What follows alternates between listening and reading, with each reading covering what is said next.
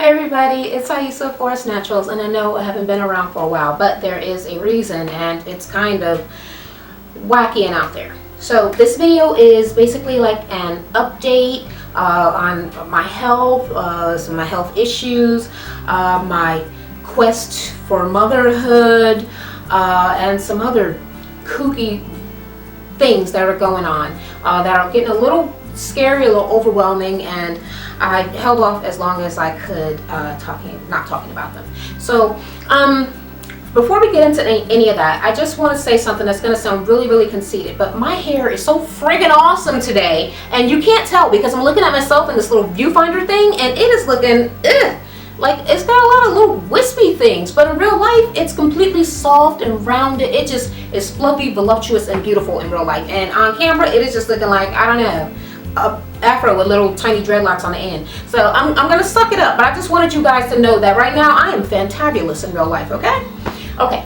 so if you have followed my channels for a long time, because this is not my first channel, is this my fourth channel? I don't know, it's the third or fourth channel, but I have had issues with fibroids for quite some time, and the main issue being that I keep getting anemia due to the excessive loss of blood each month. I think it was last year where I had been offered, somebody talked to me about having surgery to remove it, but I really didn't trust the whole thing, you know, the hysterectomy that they're always trying to toss at you. So I was just like, no, I'll do it naturally. And I really think that I was kind of handling either shrinking them or just maintaining them at the same size for a while without like anything. But then basically my job changed, and I was up in the air, didn't really have any money for a little while, really stressed out, and then they moved me at least twice. I've gone through that situation in just the last year, and they moved me to a post that's much farther away, and not for nothing, but I used to be able to sleep at work. Okay, I'm not supposed to have been able to sleep at work, but I have been sleeping at work on the graveyard shift, and now I'm unable to do that, which means that I'm up all night, really up all night, and it, you know, takes havoc on my day, you know, in the daytime. So I'm not cooking, I'm not eating right. I've been eating out probably every day for the past year and 3 months or so. So I mean, I'm not eating healthy. Whatever's the organic food and all that stuff that I've been getting, I still do organic stuff like juice and stuff like that, but I just don't cook anymore, and I'm just so not able to do that, and it is definitely, I think, taking a toll on my health. That with me not exercising the way I was doing either. So essentially my fibroids, they appear to have grown. They seem enormous at this point, so it's a little problematic, it's a little frightening, and I kind of was really needing to have the surgery, and basically this is why. Alright, so I have these humongous fibroids, and they're pushing my stomach out, causing me to look like a large pregnant woman, and it's causing pressure. My pants for work, I have to go in and get yet another larger size, so I'm going from a size 28 waist to a size 32 or higher. I'm not even sure what size I'm going to need, but I know it has to be bigger than a 31 because I can't close my pants. I can't zip my pants, and when I do, I can't breathe, so I have to bring my pants, my work pants up like all the way up here in order to be able to breathe, and my belt doesn't fit anymore either. So my stomach is just steadily increasing. I have packed on maybe about 25 pounds since the P90X thing, where I lost all the weight and I was all fit and in shape and everything. So a lot of things just seem to be going completely out of control. That being the case, I have been talking to some specialists and doctors, fertility doctors and things like that, because I would like to have a baby. In case you missed my video about us losing the baby, or I don't know, I had videos on prior channels about collecting money or donations for in vitro fertilization, so I can no longer have children the natural way, and none of my children the natural way survived. So I have to go through in vitro fertilization in order to have children, but I have these fibroids in there. So essentially what the fertility doctors are telling me is that they want me to have a hysterectomy. But here's the thing, hysterectomy 90% of the time completely unnecessary. It's the #1 unnecessary surgery in America. It is disproportionately done on women of color, black women quite specifically, because it seems to be the only remedy that they have for fibroids, which are non-cancerous growths. Who has a part of their body removed for something that isn't even cancerous? Like, it's not even going to kill you. Are you kidding me? So, I mean, I don't want to get all conspiracy theory about it, but I'm not too cool with that. So every time I go to the doctor, they do talk to me about hysterectomy, and I do let them know, stop talking to me about hysterectomy. The doctors are also making me feel kind of like a butt wipe for wanting to have a baby. They're basically making it seem like I'm like 85 years old, like I'm the oldest chick on earth, like, oh, well, at your age, how freaking old do you think I am? And you know I did not want to say freaking just now, but I mean, I'm it's crazy. But so essentially that's what I'm going through. The doctor is basically telling me she would much rather I just get my whole uterus out and say, forget ever being a mother, screw you, you're old, you should have died when you turned 30, basically, your life's over, what the hell is wrong with you, oh my god, why would you still be trying to have children? And you know, it's very sensitive and very tearful being in the office trying to explain to someone why a woman would want to have at least one child. Especially me being my daddy's bloodline. He is passed on and I am the kid. Yeah, and basically if I don't have a kid, my daddy's bloodline is dead. It's over. There is no more of us. So, I mean, it's just very, very, very important to me. So, like I said, I got these specialists and there's, you know, coming up with a plan to go in and remove my enormous fibroids. They also said that I have a cyst on one of my ovaries and they don't want it to do anything worse to my eggs or whatever, so they want to do that while they're in there and cut off the other part of my fallopian tube that's just kind of dangling but, you know, kind of useless, which is why I can't have babies, because I don't have the fallopian tubes or whatever. So they got a lot of crap kind of planned.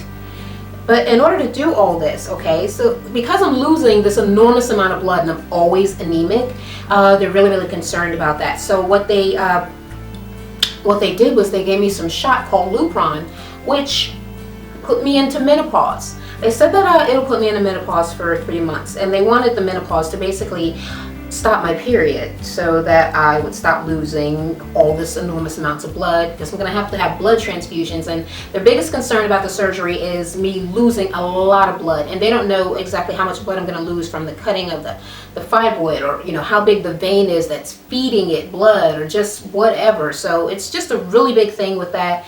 And yeah, they gave me a shot in my butt to put me into menopause. So no, I'm not naturally in menopause yet, because like I told you, I'm not that freaking old, okay? But this menopause thing is not at all what it was supposed to be. They said that sometimes it causes some people to bleed, so they gave me some pills, which I didn't take, but then maybe a week and a half, 2 weeks in, I started to bleed, and I started to take the pills, which didn't really do anything. So for the month of February, the smallest month of the year, I got my period 3 times. That is not making it better, that is making it worse, isn't it? So why is my menopause going so freaking crazy where I just keep having my period now? So I'm losing more blood than ever. For this month, I thought I missed it because it's supposed to come on the 1st. It didn't, but guess what? It came today. So I'm still getting my period. It's still the same. I don't even know how many times I'm going to get it this month. I don't know what this pill is doing to me. It's supposed to give me hot flashes and vag dryness and all kinds of other creepy things that are going to be really horrible when they happen in menopause. But I'm starting to think in menopause, I'm not going to lose my period because I'm not losing it now. I'm just getting it way more. Like, what is going on? So the things I'm reading about this shot are like really negative. It could do so much horrible stuff. I'm just trying to not focus on that and just deal with trying to not bleed, okay? So the surgery was originally scheduled for April 7th, and I've been feeling really, really sick because my period, it feels like the first day of my period every day, which is horrific cramping and all that stuff. and I have not been feeling well. It's also increased my edema so bad in the soles of my feet that I was walking with a limp the other day. I can't even walk on my left foot because it's so full of water in the sole. Very painful. But the surgery is now being pushed back because of whatever happened with Obamacare and whatever, and then this Medi-Cal thing, and then they split me off and gave me a health place that doesn't take the hospital that has been working on me all these months. So I had to get some sort of a exemption, which I got the paper yesterday. They denied my exemption. They don't give a damn about my surgery, and I just come too far at this point. And you know, I already got the shot that lasts for 3 months, and I don't want to get it again, so I'm not going to just let them destroy my body for nothing. Like, this thing has got to happen. So I was able to switch the health plan to the other one, but I don't know when it's going to take effect, so maybe in about 10 days I'll get a paper. So hopefully it still goes along. And the weirdest thing about this whole thing is that April 7th, okay, I follow the moon for a couple of things, and I know a lot of people are going to think this is totally weird, totally kooky, but whatever, bear with me. I follow the moon to cut my hair. When the moon is increasing, it'll make your hair grow, and you don't want to cut your hair when the moon is decreasing, meaning after the full moon leading up into the new moon. So, new moon to full moon, you don't want to have any surgery. And April 7th, it falls right in that time where I'm not supposed to have surgery because the fluid in your body is increasing, meaning the blood, and I definitely don't need to lose any additional blood. So that is a scary no-no. And I've been having these weird dreams about dying, probably because she made it seem like I was the crypt keeper, the oldest person on the face of the earth, and my chances of dying were just like so up there, like, kill yourself now, you're so near death. Like, I don't even know if you're gonna make it. Oh, the death rate. Well, I just need you to know at your age, shut up, okay? So, I'm frustrated, guys.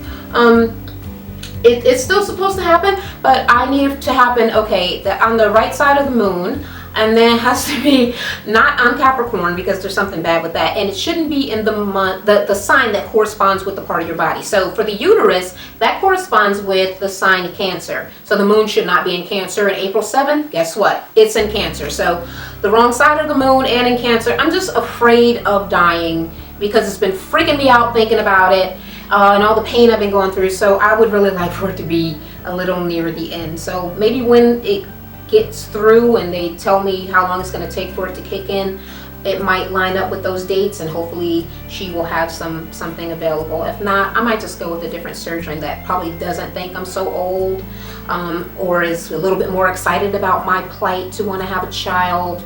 And basically after I get the fibroids out, hopefully menopause, it can stick, unfortunately. I may be stuck in menopause forever, but we're gonna hope not, because I read online a lot of people, it didn't happen that way for them. So I'm hoping I'm gonna be the norm. My body's gonna go back to the way that it is, and I'm going to be ready to get me some babies up in here. So that's really all the stuff that's been going on with my fibroids, with my health, with trying to conceive, trying to have a baby, with surgery, with menopause, with all of this stuff. And oh, I'm scared, guys. So, you know, pray for me, keep your fingers crossed for me, whatever it is that you got to do. Just send me some positive energy if you can. And that's really all I have to say. So until the next time, I love you guys, and I can't wait to talk to you again. Bye.